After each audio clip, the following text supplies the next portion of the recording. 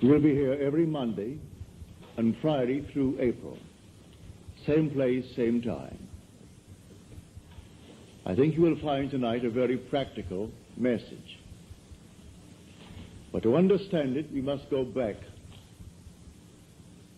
and see if we really believe the same thing. I make the claim that the eternal body of man is the imagination, and that is God himself, the one we speak of in Scripture as Jesus Christ. Now we are told in Scripture to examine ourselves to see whether we are holding to the faith. Test yourselves, said Paul.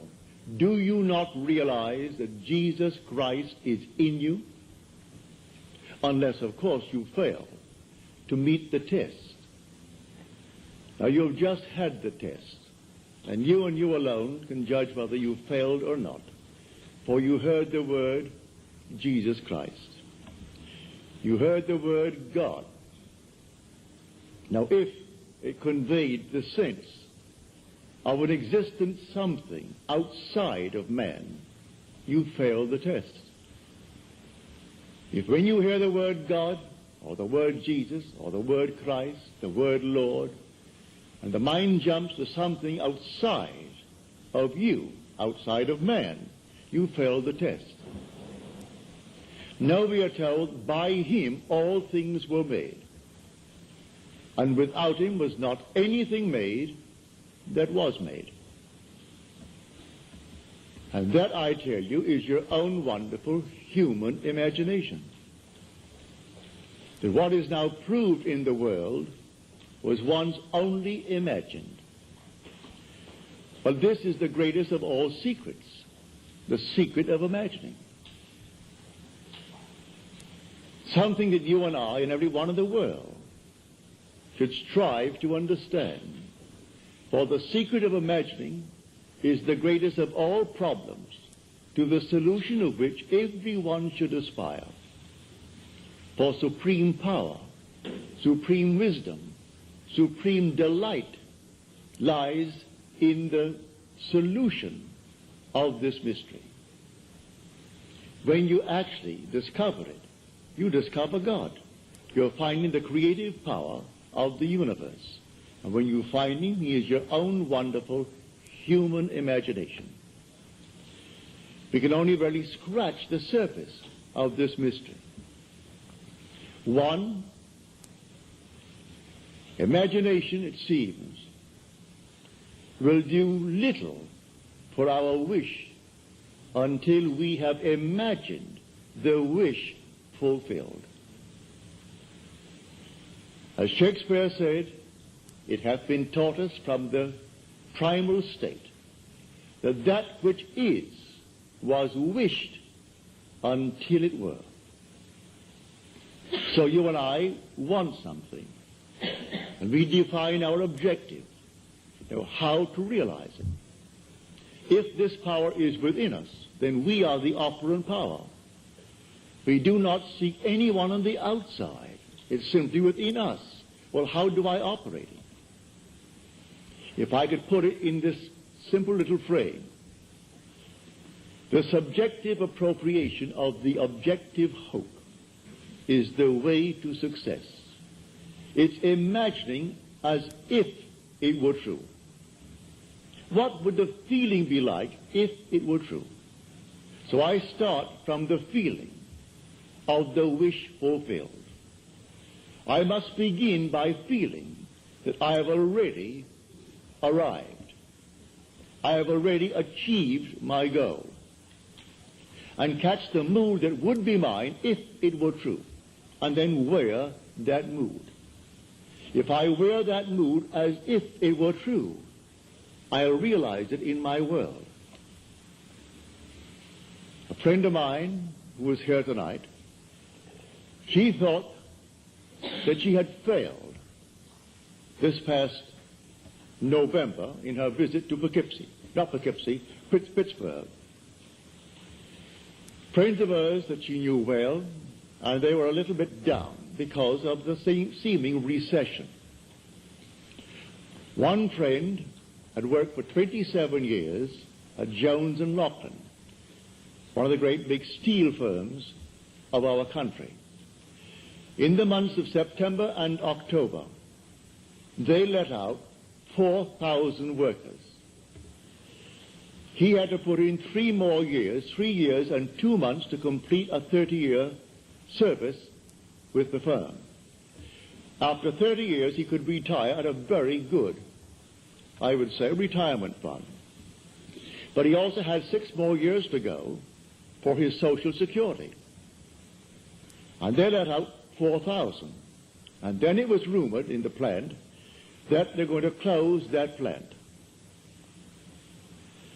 She reminded him of the use of imagination, which he had used with him successfully in her previous visit to Pittsburgh. Well, he laughed it off. Those things would have happened anyway. She reminded him of 6 distinct requests on his part that he thought he could not realize. Every one came to pass, as she reminded him. And then she took a vision of mine and explained it to him. She said, you know what I told you the last time? That Neville had a vision. Well, the Bible tells us that the depths of our own being speaks to us through the medium of dreams and vision. So here in this dream of mine, call it a dream if you will, it was just as real as this, I was taken in spirit into an enormous mansion. And here 3 generations were present, but one was invisible, and that was the grandfather. The father was explaining to his children the secret of his own father's success. So there was the grandfather now departed from the world, leaving behind him an enormous fortune for the benefit of his son and then his grandchildren. And so the father said to the children, grandfather used to say, while standing on an empty lot, I remember when this was an empty lot. Then he would paint a word picture so vividly of what he intended to do with that empty lot, that it ceased to be an empty lot, and you saw the structure that he intended to build. But he acted as though it was already a completed act. He began with the feeling of having arrived at his ideal for that empty lot. Then I woke on my bed, and I recalled the dream. And I knew that the depths of my own being had constructed that scene to instruct me. Here is one facet of the great use of this power called imagination, which is God. It was too early to rise, so I went back to sleep, and I redreamed the dream. This time, I am the grandfather. I am not the father telling the story. I am not an eavesdropper listening to the story as it was told in the original dream. I am now the grandfather. Then I would say to everyone, by standing on an empty lot, I remember when this was an empty lot. So she reminded him of this technique. Now she said, you are afraid that you might be let out after 27 years and 2 months in Jones and Loughlin. I will now remember when you were afraid. I will remember when you thought it all came to an end. That's one. He said 2 years ago, I was interviewed, and I thought it a very good interview. But after 2 years, it has never appeared in the trade paper. And I wondered, what have they done with it? Have they simply forgotten it, mislaid it, or deliberately not used it? She said, I will read that magazine, and I'll be lifted up by it. It's humorously written, as you tell me. Well, I will take that book right now in my hand, that magazine, and I will read it, all about you. She went into 2 or 3 others. Then she returns. Now she's here tonight. She said, in December, I received the magazine. It's very well written and very, very humorous, all about this man. Then she said, I heard on the radio that Jones and Lachlan had decided not to close the plant, but instead to spend $13 million on the plant in modernizing. And then beginning January the 1st, to recall over 4,000 workers that they had let out. Now he is walking on air, but like all of these fellows, he will still forget it. He will still turn to a God outside of himself. This to him would have happened anyway. They would have spent the 13 million, brought back the 4,000. That thing that was found after 2 years and printed, oh, that would have happened.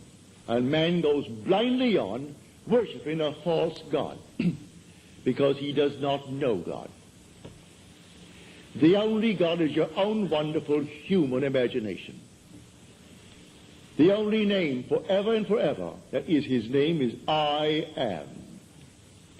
So that is my name forever.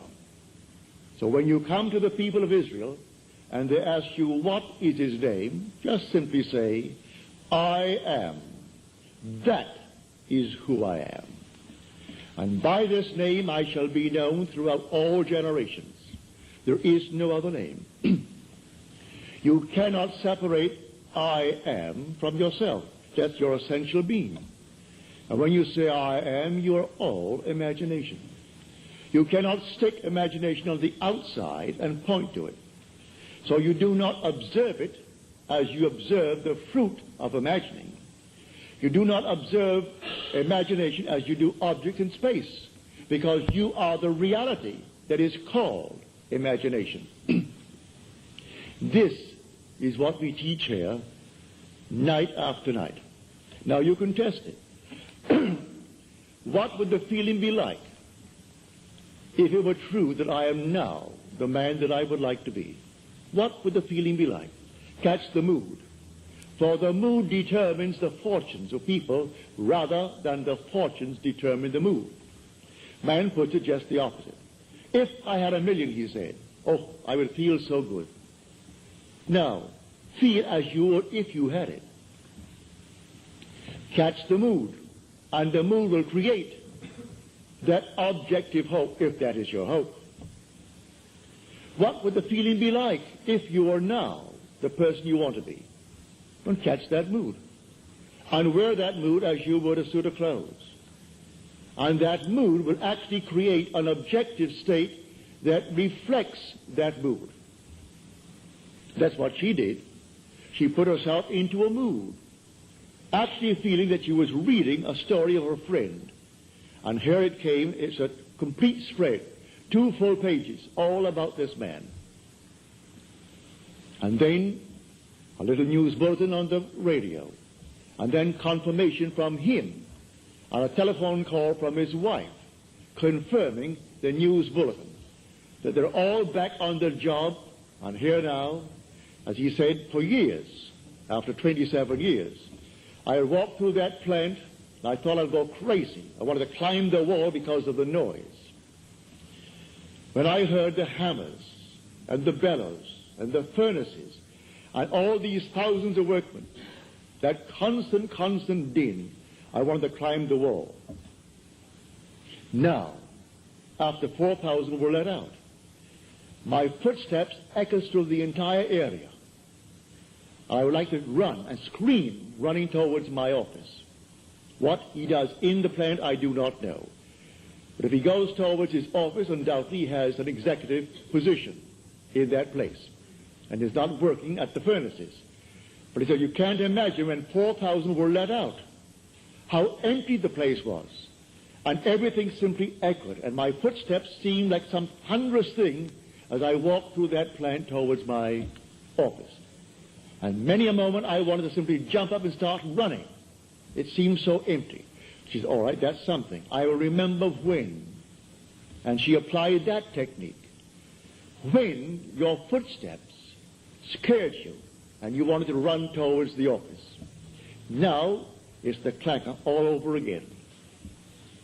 So I tell you, I know from my own experience that these moods, you catch a mood, I could tell from the mood that possessed me through the day that I would meet a certain character. And I met that character. It may be someone I knew or some total stranger, but I could tell from the very mood that possessed me that I'm drawing into my world an affinity with that mood. You can catch a mood and create the world that is in harmony with the mood. Anyone can do it. In fact, you're doing it morning, noon, and night anyway. So when you turn to some external God, you are turning to a false God. There is no external God. Examine yourselves, said Paul, to see whether you are holding to your faith. Test yourselves. Do you not realize that Jesus Christ is in you?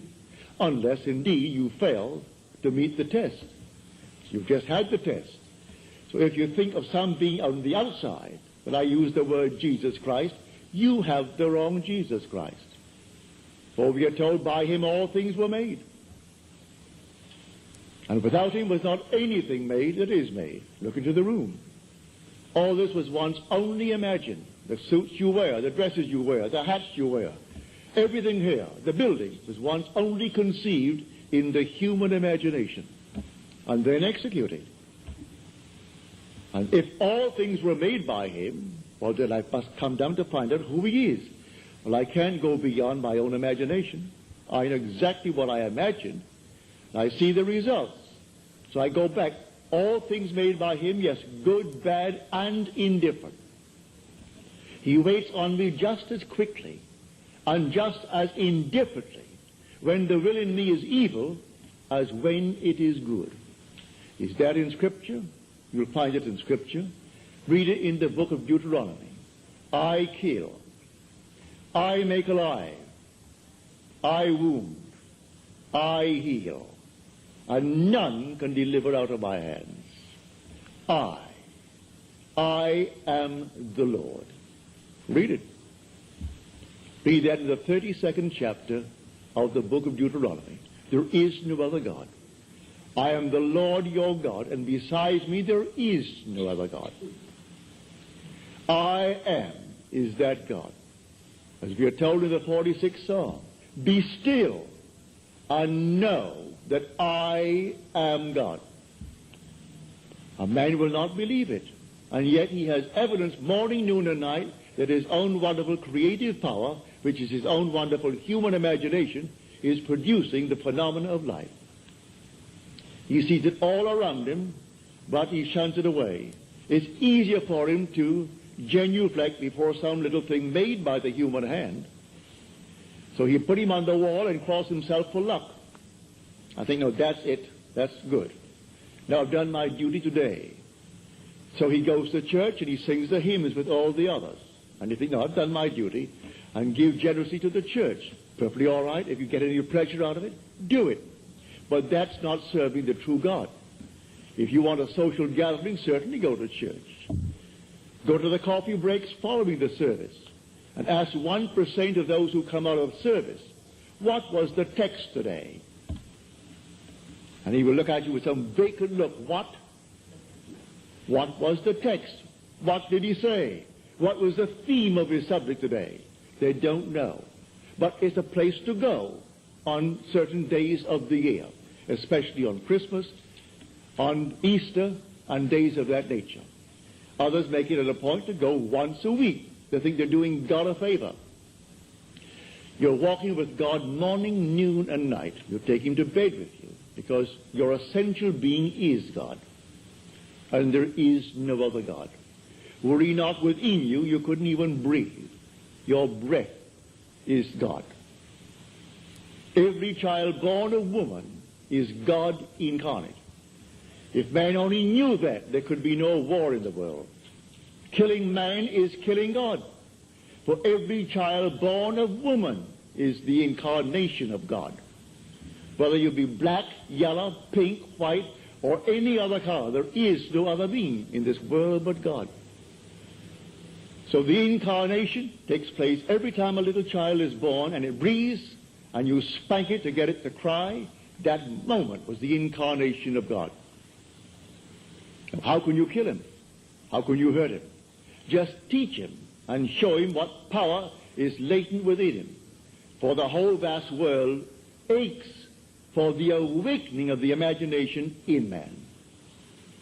And the story as told us in Scripture is a true story, but not as it's told. The day will come you'll actually find yourself reenacting the entire drama as told us in the Gospel. And you will know it in the first person singular, present tense experience. And then you'll know who he is. He comes to us as one unknown, yet one who in the most wonderful, mysterious manner lets man experience who he is. And when you experience who he is, it's all about you. It's not about another. The whole vast drama is all about the individual that you see as a little child right in this wonderful world of ours.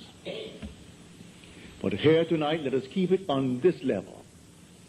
And on this level tonight, when you dream of some wonderful objective in this world that is not yet realized, realize who the dreamer is. And the dreamer is God. And by dreamer, I mean your own wonderful imagination now. A daydream. That's God. That's God in action. Now, do not let your reason and your senses dictate what is possible. All things are possible to God. So suspend for a moment your reason. Suspend the senses that are dictating what you must accept. For their demanding of you, accept the facts of life. All right? If you could accept the facts of life and let reason dictate it, you'll never go beyond where you are. So suspend them just for a moment and try this technique. What would the feeling be like? How would I feel if they were true, that I am already the man that I would like to be? And if I am, how would I see my friends, and how would they see me? It's all within us. So let my wonderful human imagination see them as they would have to see me if it were true. Bring them into my mind's eye and let them see me. And let them talk to me. And let them congratulate me on my good fortune. And don't duck. Accept the congratulations of your friends, if they really mean it. Actually play the part all within yourself. And then believe it 100%. As we are told in John's letter, the 5th chapter of his first epistle. If we believe that he hears us in all that we ask of him, then we know that we have obtained the request made of him. Well, if you get the right God, you have no doubts in your mind as to whether he heard you or not, for you know you heard it, and that's God. But if you're not quite sure that he heard it, because there are 3 billion talking to him, begging, well, then you may be not quite sure that he heard you. Maybe you don't think you're good enough, but you can't deny that you hear your own mind. You hear your own inner conversation. You hear your own inner speech. Well, if you know that one is God, well, then you are sure he heard you. Now you are told in that 5th chapter, the 15th verse of first epistle of John, if we know that he hears us in all that we ask of him, then we know that we have already obtained the request made of him. Well, all right. There's an interval between that imaginal act and its fulfillment, as there is between the creative act of a man and the birth of that child. Every little thing has an interval of time between the act and its fulfillment. A horse will take 12 months. A woman takes 9 months. The little sheep will take 5 months. A chicken will take 21 days. There are intervals of time. So the Bible teaches every vision has its own appointed hour. It ripens. It will flower. If it be late, then wait, for it is sure, and it will not be late. Different intervals of time. So it may take thee a longer time. In this case with this man, 2 months to bring back 4,000 who were unemployed. To put his mind at rest that he doesn't have now to feel that he's going to be fired. He can put in now the extra time. Only a little while, 3 years and 2 months will complete his 30 years with Jones and Lachlan. And then, what's a man of his age? 6 more years, and then Social Security. So he'll have both. If it happened now, he wouldn't have it. He would be cut on Social Security, and he would be let out without a good retirement fund. So she goes back, and she reminds him that it happened before. He couldn't afford the roof for the house. And she said, I will see the roof on the house. I remember when it needed a roof. And so she told him, I recall telling you, I remember when it needed it. Well, soon after, something happened in his work. He got the money, and the roof is on. The wife wanted an organ. Couldn't afford the organ. All right. She said, I remember when you didn't have one. She has the organ. And she took one after the other. Of all these things, he's still, with all the evidence in the world, he is still working on some outside God. He thinks he's doing the wrong thing. He feels that if perchance that man is simply a devil incarnate, and he's taken me from my real God, which means something external to himself that he fashions out of his own mind and fashions with his hand, because all these little nonsenses that we buy and stick them up as holy objects. First of all, no artist really ever designed them. It's an offense to speak of an artist when you see these horrible monstrosities that we buy and stick around the place and call them religious objects. So, find who he is. He is the living God. He is not a dead God. You want to read the 115th Psalm about the kind of gods that men worship. The whole psalm is devoted to the false god that the whole vast world worships. He has eyes, but he sees not. Ears, and he hears not. Feet, and he walks not. Hands, and he touches not. Just a dead thing made by human hands, when the living God is within man as his own wonderful human imagination. So I tell you that all that you behold, though it appears without, it is within, in your own wonderful human imagination, of which this world of mortality is but a shadow. All things exist in the human imagination. And everything you see as an objective reality was produced by imagining. Think of one thing, just think of one thing that would simply deny it. You can't think of one thing. So you go to the moon. You first had to imagine it. Had to imagine everything concerning the machine that took you to the moon. Everything in the world first has to be imagined and then executed. All right. The intelligence to do it will come, but you take the blueprint first and conceive it and dwell in it as though it were true. And no power on earth can stop it from becoming so. Your visions will clarify itself. At night, it's a different kind of a night. Your days are different. You see people differently. You can't walk by any man and not see him God incarnate. Can't do it. Even if he has the most horrible background. And he said simply, well, a murderer. And it's proven that he is. You still see God incarnate. But so sound asleep, the poor thing doesn't know. If you could only just get to it and show him that he really is God incarnate. And the one he thought he killed, he has been restored to life. Not to the senses of man, but he is restored in a world just like this, terrestrial just like this. About his business, he continues his work. until he too awakens from this dream of life. We all will awaken eventually, but why not start now? Start now to tell man who he really is. God and man are one. Man is all imagination, and God is man, and exists in us and we in him. The eternal body of man is the imagination, and that is God himself. Nothing but God in the universe. All God. And eventually, you and I will awake. And because God is one, not two, you and I are one. Without loss of identity. That's one of the strangest mysteries in the world. Without loss of identity, we are one. I know that from my own personal experience. We are one. And yet, I am individualized. And you are individualized.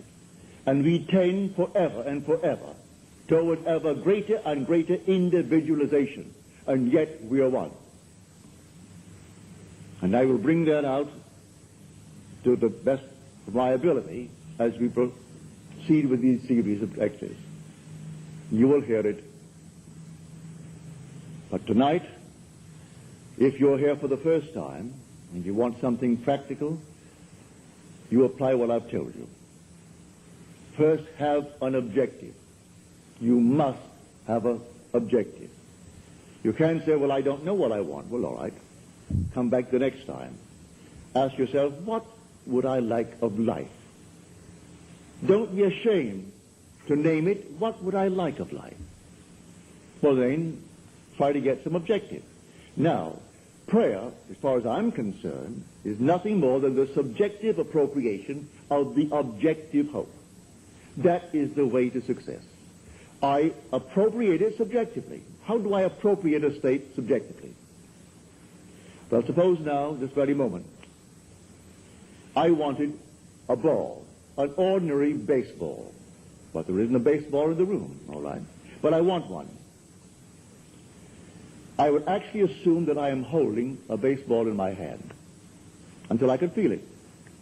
You think you can't feel it? Well, now try it. Try to feel what it would be like if you held a baseball. Now, to prove that you have held it, see what it feels like, the difference now, a tennis ball. See any difference? All right, a golf ball. See any difference? A piece of silk. You feel any difference? If you can distinguish between these many objects, though they are subjective, then there must exist somewhere. If you can actually separate them in your mind's eye and distinguish between these objects, I can begin to feel, begin to sense, begin to smell a rose. Well, a rose doesn't smell or doesn't actually have the odor of another flower. I can detect the rose. Now a lily, an Easter lily. I can detect that. Well, what does it do? Well, I'm going to get them. Someone will think of Neville and send him a flower. And it's going to be the flower that I'm going to actually feel and touch and smell. It works that way. Money has an odor. It's unlike any odor in the world. It's more fragrant to the miser than the most marvelous perfume in the world. He can tell it. You put a money bag to his face, and it's like putting roses to mine. He loves it. He can smell money. He can feel it. Money has a distinct feel about it. Put a $20 bill in your hand and ask you to feel it, and then put another piece of paper in your hand, and you can tell the difference. There's a difference. It is an odor to it. All this is part of the inner man, that all things are possible to him. Try it. Before you condemn it, try it. And if you have the evidence to support my claim, well, then it doesn't matter what the world will tell you. If he laughs at you, so what? So they laughed at everyone who had an idea that seemed a little bit off-center. Always laughed at him. They laughed at the idea of going to the moon. Well, now it's an accomplished fact. There are still those who won't believe it happened, you know, because they don't want to believe that it ever happened. There are those who said you couldn't go down and actually live underwater. Now we have a submarine. There are still those who won't believe it. You can present them with all the facts in the world, and they won't believe it. So I tell you, you try it first. And if it proves itself in performance, it doesn't really matter what the whole vast world thinks. Go about your Father's business, which is yourself, and then live a full and wonderful life in this world of Caesar. And the day will come you will actually depart this world. I mean this age. Because those who are departing it now, unless they are awakened, they still find themselves in a world just like this. But those who have awakened, who have experienced the second birth, the birth from above, find themselves in an entirely different age, where they're all imagination. And they are perfect. And wherever they go, everything is perfect. You don't have to raise a finger to make anything perfect, because they're perfect. All things must conform to them, for they're perfect. That's heaven. So heaven is not an area, it's not a realm, it's a body. And when that body is awakened within you, which is the wonderful human imagination completely awake, then wherever you go clothed in that body that is completely awake, everything is perfect. If you found yourself in a forest of dead trees, they'd all burst into foliage. In the desert, it would all bloom like the rose. Because you are there. No blind man, deaf man, no handicapped man could stand in your presence. He would be instantly transformed into a perfect man because you are perfect. That's heaven. It's harmony. So it's not a place where you're going to go, pearly streets and all that nonsense. No. It's just simply you in a world that is perfect because you are perfect. And the day will come you will awaken that body where it's in you now. That body is in you, but it's sound asleep. And one day you will experience the resurrection. And you'll know the mystery of the resurrection. When you rise, and you rise within yourself. For the grave in which Christ is buried, which the Lord is buried, is your own skull. That's where he's buried. And in that tomb where he is buried, one day he will awake, and he will come out of that tomb. And it's you who comes out of the tomb, and you'll know who you are. He is buried in every child in the world, this universal being, and yet one. Billions of us, and yet only one Lord. And that one Lord, in his fullness, is buried in you, individually. And when you awaken, you are he. So tonight, take a goal. Make it a lovely goal, either for yourself or for another. For any time that you exercise your imagination lovingly on behalf of another, you're mediating God to that other. So, bring a friend before your mind's eye. Represent him to yourself as the man or the woman that you would like them to be. And don't tell them, ask for no praise, just assume that they're talking to you and telling you the most marvelous news about themselves. And you congratulate them on that good news. And go your own way. Believe in the reality of that imaginal act. It may happen tomorrow.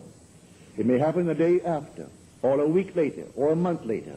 It has its own appointed hour, and it is ripening, and it's going to flower. So don't be concerned. Leave it alone. And it will come to pass.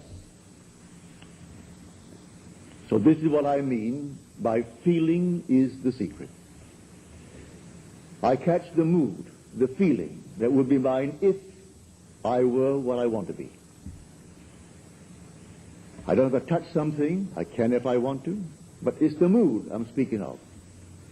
What would the feeling be like if she were well? If she were this? And then you catch it, just as though it is true. You always go to the end, and the end is where you begin. We're always imagining ahead of our evidence. So go to the end and feel the end. And then dwell in that end even though reason denies it and your senses deny it. You turn your back upon the doubters. That is your senses and what reason dictates. That's the hell or the devil or Satan in the world. That's the doubter. So you turn your back upon it. And then you walk as though things were as you want them to be. And living in that assumption, it slowly hardens into fact. Even though at the moment of the assumption it was denied by reason, an assumption, though false, if persisted in, will harden into fact. So you learn to assume and learn to persist in the assumption, and it will come to pass. Now let us go into the silence, after which we'll have questions.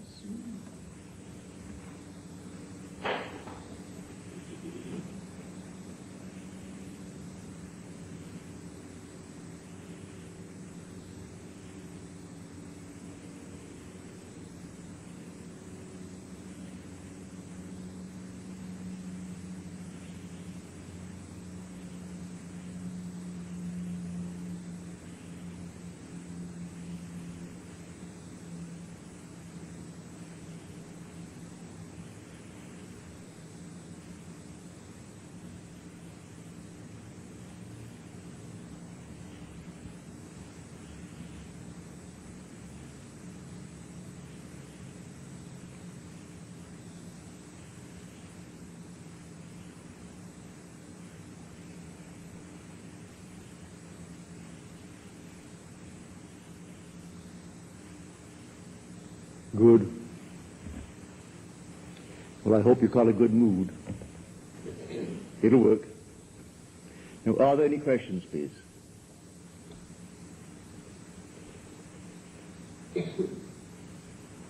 Any questions? Yes, sir.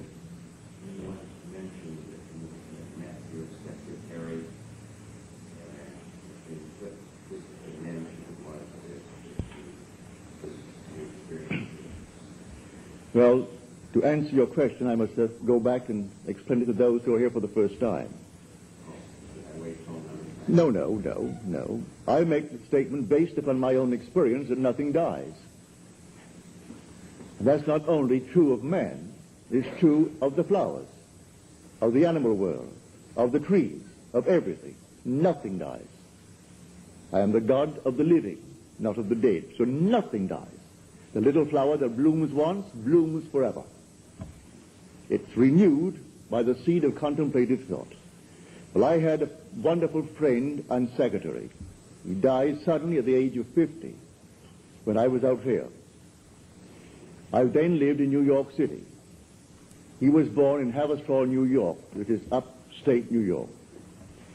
He lived in Manhattan and took care of my books and took care of all of my business affairs. When I got a cable saying that he was dead, they found his body on the floor the next morning when they went in to clean, and I must come back and take care of the funeral affairs. So I went back. I have two sister-in-laws. My wife is one of three girls. The other two are pillars of the Episcopal Church. The older of the two lives in Summit, New Jersey. And she's always said to me, you know, I like you personally as a brother-in-law because you're kind to my sister and to your child, and for that I like you. But I don't believe one word you talk about. That's not my God. I said, all right. She said, I don't believe in immortality. Don't believe in survival. I said, you call yourself a Christian? She said, what has that to do with it? I said, did you realize that the Christian foundation is the fatherhood of God, the brotherhood of man, and life everlasting? You run out one of these and it's going to collapse? No, she didn't say a word. She said, I still don't believe what you teach. Certainly all right. Well, he died in August. I went back and took care of the funeral. In the next year, I presume around January or February, I found myself consciously in that world where Jack is. I do it time and time again. This does not restrain me. I can put it on a bed and find myself in another world. It isn't out there, it's right here. They're penetrating each other and yet not interfering with each other. And here is Jack. And here is my sister-in-law, Al. I call her Al. Her name is Alice. And she said to me, I still don't believe what you teach, you know. I said, how can you say that when you see Jack? She said, what has Jack to do with it? I said, don't you know that Jack died? Jack then spoke to me, who's dead? I said, you aren't dead, Jack, but you died. I went to your funeral. I paid for it. I got you a good Catholic funeral, Jack. Because your sister insisted that you must be given a nice Catholic funeral. I didn't cremate you. I put you in holy ground, Jack. I got a priest, and the priest did all the little things he has to do, so you're very well planted. He looked at me as well, I'm in...